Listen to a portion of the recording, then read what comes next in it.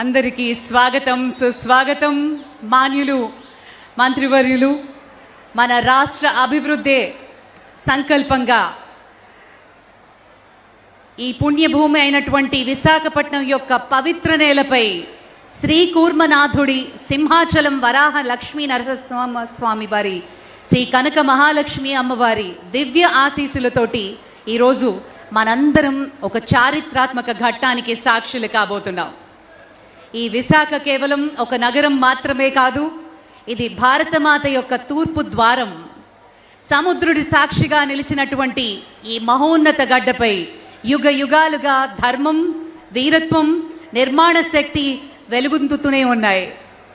శ్రీకూర్మంలో కూర్మావతార మహిమ, సింహాచలంలో నృసింహ వరాహ క్షేత్రం, శ్రీ దివ్య క్షేత్రాల విశాఖకు ఆధ్యాత్మిక వైభవాన్ని అందిస్తూ ఇప్పుడు మన రాష్ట్ర గౌరవ ముఖ్యమంత్రి శ్రీ నారా చంద్రబాబు నాయుడు గారి దార్శనిక నాయకత్వంలో మరొక మహాశక్తి సౌరశక్తి ఆంధ్రప్రదేశ్ భవిష్యత్తును ప్రకాశవంతం చేయబోతోంది. ఆంధ్రప్రదేశ్ అంటే సవాళ్లను ఎదుర్కొని మరింత బలంగా లేచే జాతి రాష్ట్రంగా మనం అందుకోవాలి.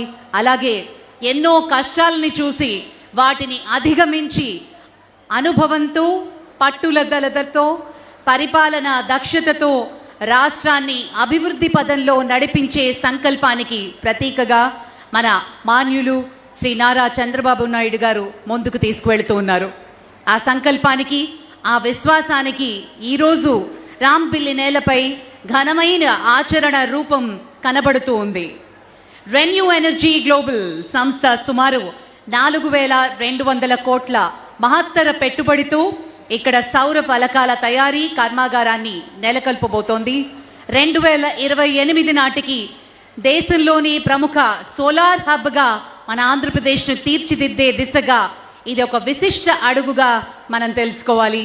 ఇది కేవలం ఒక పెట్టుబడి మాత్రమే కాదు, ఇది ఆత్మవిశ్వాసానికి ప్రతీకగా, అభివృద్ధికి నూతన అధ్యాయంగా, ఇది మన భవిష్యత్తు తరాలకు ఒక వెలుగుల బాటగా తీర్చిదిద్దే దిశగా వెళుతుంది. లక్షలాది యువతకు ఉపాధి అవకాశాలు, ఆంధ్రప్రదేశ్ పారిశ్రామిక ప్రగతికి కొత్త దిశగా, రాష్ట్ర ఆర్థిక అభివృద్ధికి బలమైన పునాది ఏర్పడబోతోంది. ఇది కేవలం మాటలు మాత్రమే కాదు, నేటి ఈ శంకుస్థాపన మహోత్సవం ఒక సాక్ష్యంగా మనందరం దీన్ని చూడాలి.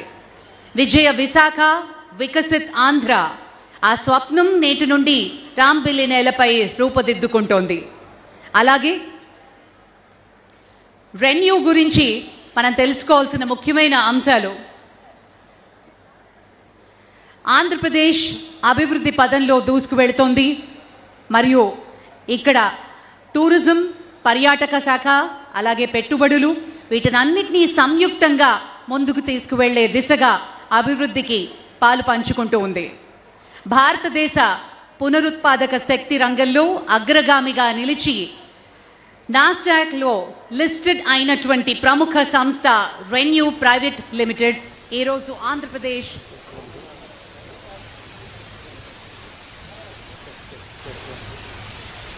Check 1 2 3 4.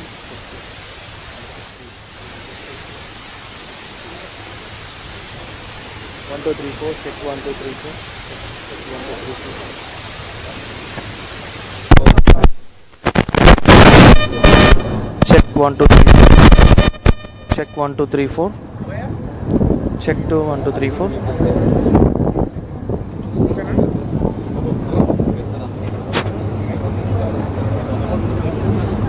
Testing 1 2 3.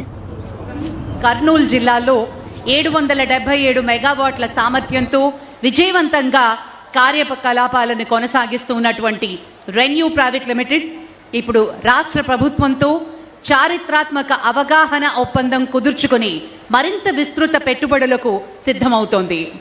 ఈ ఒప్పందం ద్వారా pumped storage projects, green hydrogen, green ammonia యూనిట్లు, అలాగే డేటా సెంటర్స్, 6 గిగావాట్ల ఇంగాట్ వేఫర్ తయారీ యూనిట్, 6.5 గిగావాట్ల ఇంగాట్ వేఫర్ తయారీ యూనిట్, అలాగే 5 గిగావాట్ల పునరుత్పాదక శక్తి సామర్థ్య విస్తరణ వంటి మహత్తర ప్రాజెక్టులు ప్రతిపాదించబడ్డాయి. వీటి ద్వారా సుమారు 60,000 కోట్ల పెట్టుబడులు రాష్ట్రానికి రాబోతున్నాయి.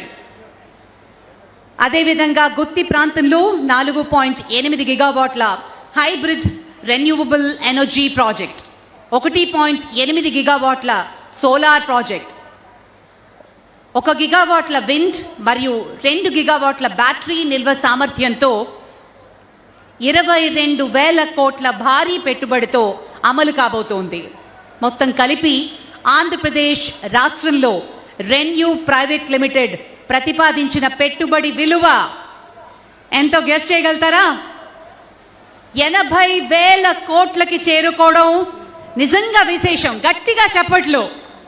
మొన్న ఈ మధ్య ఆర్సిలర్ మిట్టల్ సంస్థ శంకుస్థాపన మరియు లాంఛనంగా కార్యక్రమం 70,000 కోట్ల చెక్ 1 2 3 4 చెక్ 1 2 3 4 80,000 కోట్ల చేరుకోవడం నిజంగా అద్భుతమైన విశేషంగా మనం పరిగణిస్తూ ఈ మహత్తర ప్రణాళికలో భాగంగా అనకాపల్లి జిల్లా రాంపల్లి ఇండస్ట్రియల్ ఏరియాలో 6.5 గిగావాట్ల ఇంకాట్ వేప తయారీ యూనిట్ కు భూమి కేటాయింపు ఇప్పటికే pumped storage, Testing one. Green ammonia మరియు అలాగే డేటా సెంటర్ ప్రాజెక్టులని ప్రతిపాదన